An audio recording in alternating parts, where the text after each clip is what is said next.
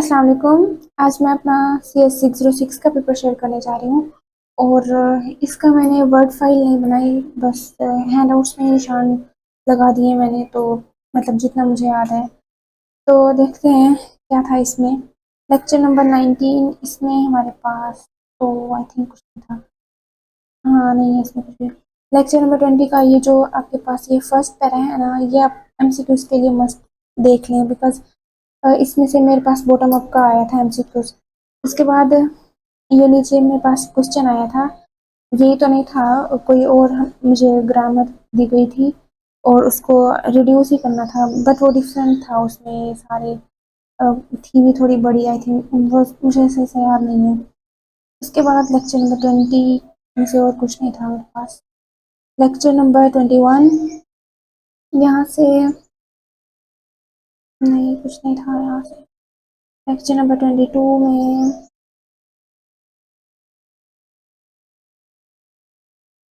ये जो हमारे पास है ना, ये पैराग्राफ, इसमें से मेरे पास MCQs आया था, जैसे कि ये रोज कोरेस्पोंड टू DF स्टेट्स, वाइल जो हमारे पास कॉलम है वो कोरेस्पोंड करते हैं two terminals and non terminals.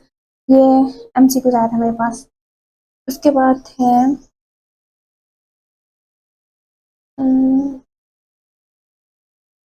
Lecture number 25। हाँ, ये मेरे पास LR1, इसका मतलब MCQs आया था। Items are used as a states of finite FA that contains, ये समथिंग आया था। उसके बाद है लेक्चर नंबर 26, इसमें से था मेरे पास लेक्चर नंबर 27 ना, यहाँ से भी कुछ नहीं था, बल्कि ये रहा। यह इस तरह से कुछ टेबल दिया हुआ था एंड उसको जो है ना फिल करना था, कि मीन्स के जैसे यहाँ पे IDs दी हुई हैं, इस तरह से कुछ मतलब इस तरह का था, उसका मतलब बताना था कि जब हम यहाँ पर ये एक्शन करेंगे तो क्या होगा, या इस तरह, इसी के रिलेटेड मेरे पास एक क्वेश्चन आया था। ये नहीं था, बट कुछ और था इसी के रिलेटेड। उसके बाद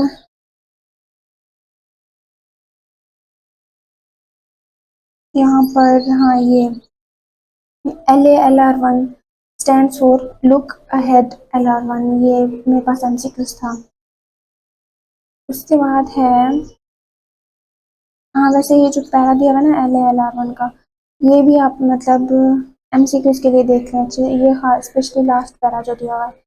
LALR1, sorry, LALR languages are not natural, their efficiency है कौन, मतलब जो भी है आप ये सारा रीड कर लें। उसके बाद ये parser generator exist for dash and dash grammars, ये मेरे पास MCQs आया था, तो LL1 एंड LALR1। उसके बाद ये भी यहाँ पे याक के बाद जो है ना, यहाँ मतलब के लेक्स अपीयर्ड, ये मेरे पास MCQs था। और वैसे ये याक की आप जो है ना स्टैंड फॉर भी देख लें, येट अनदर कंपाइलर, कंपाइलर जो बना दिए। उसके बाद है, हाँ, ये मेरे पास लॉन्ग क्वेश्चन आया हुआ था हमारे पास, यहाँ पर ये या CC और लेक्स जो है ना, ये यहाँ पे ये दिया हुआ था, बाकी मुझे ये ना आउटलाइन ये सारी करनी थी, ये expression dot Y dot tab dot C, ये सारे जो है ना मुझे फिल आउट करने थे। उसके बाद ये भी CFG augmented with a set of false, मेरे पास ये भी MCQs आया हुआ था। देन हमारे पास है attribute are associated with nodes in parse tree, rules are value assignment associated with productions, ये आई थिंक शायद था, मुझे पक्का नहीं याद, बट मुझे ऐसा लगता है कि ये था, ये दो लाइंस इनमें से कुछ था। उसके बाद है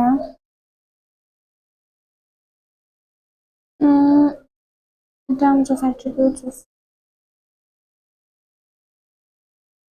हाँ, तो मेरे पास ये जो पैरा है, इसका ये सिंथेसाइज्ड एट्रीब्यूट्स और ये इनहेरिटेड एट्रीब्यूट्स, मेरे पास MCQs था तो नहीं, बट क्या। और इसमें जो है ना ये वैल्यूज फ्लो जो है ना, यहाँ पे बॉटम अप और यहाँ पर टॉप डाउन, ये भी आप MCQs के लिए देख लें। देन उसके बाद है लेक्चर नंबर 32। हाँ, मेरे पास ये था ओब्लिवियस का, ये MCQs था। यहाँ पे जो है ना attribute rules and parse tree are ignored, तो ये यहाँ पे ओब्लिवियस मेथडोलॉजी में होता है। इसी तरह से आप ये रूल बेस्ड का भी देख लें कि कंपाइलर जनरेशन टाइम क्या है, ये the attribute rules are analysed at compiler generation time. ये दो एमसीक्यूज के लिए आप देख लें।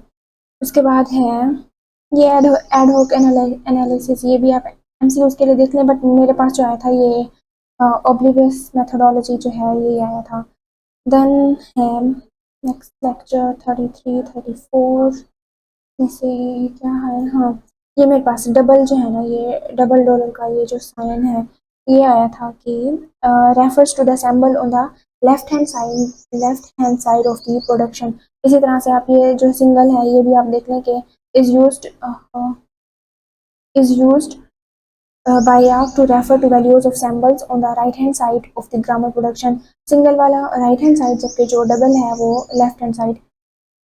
और हाँ ये भी values are stored in the parse stack, ये भी आप देख लें। उसके बाद है लेक्चर नंबर 35। इसका मुझे नहीं सही से याद है कि इसमें से क्या था, बट ये भी आप एमसीक्यूज के लिए देख लें। और हाँ ये इस तरह कुछ ट्री टाइप दिया हुआ था और कुछ क्वेश्चंस के आंसर करने थे, लाइक नोट्स कितनी है, एजेस या इसी मतलब रिलेटेड क्वेश्चन थे कुछ। I hope you get my point.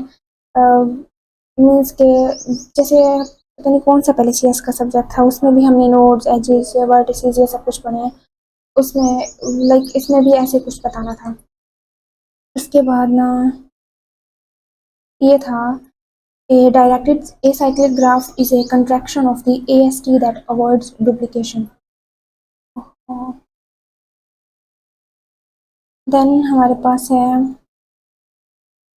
ये एक्सप्रेशन दिया गया था एंड बताना था कि ये किसके रिलेटेड है, तो it's three address code.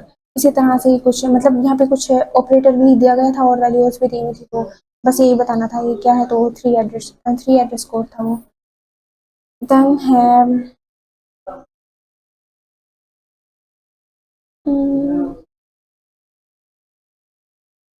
Lecture number 38। यहाँ से मेरे पास कॉपी स्टेटमेंट की ये दी हुई थी, इसी तरह से एक स्टेटमेंट दी हुई थी 5 = x इस तरह का, तो वो बताना था कि क्या है, दैट वाज कॉपी स्टेटमेंट। इसी तरह से आप ये बाकी भी चेक कर सकते हैं असाइनमेंट के लिए क्या यूज़ होता है, उसी तरह से कंडीशनल अनकंडीशनल ये सारे आप एमसीक्यूज के लिए चेक कर लें। उसके बाद है जहाँ से कुछ नहीं था लेक्चर नंबर, बल्कि भी तो ये चल रहा है, ये back patching is specially suited for bottom up parsers. उसके बाद है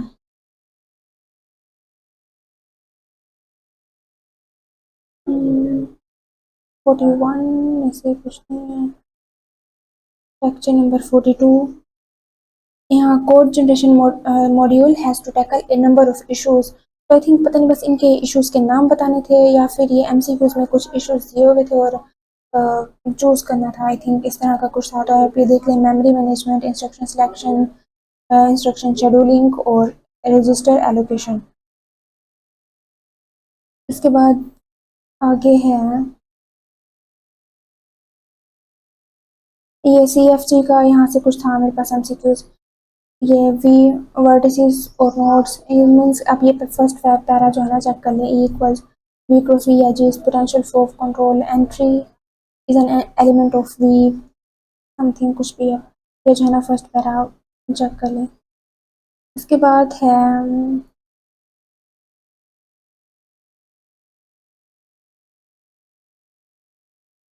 lecture number 44 nothing, lecture number 45 यहाँ से था leaves labels are unique identifiers interior nodes. I think ये तीन ना कुछ इस तरह के एमसीक्यूज में दिए हुए थे और बताना था कि कौन सा ट्रू है या फॉल्स, इस तरह का कुछ था ऑप्शन।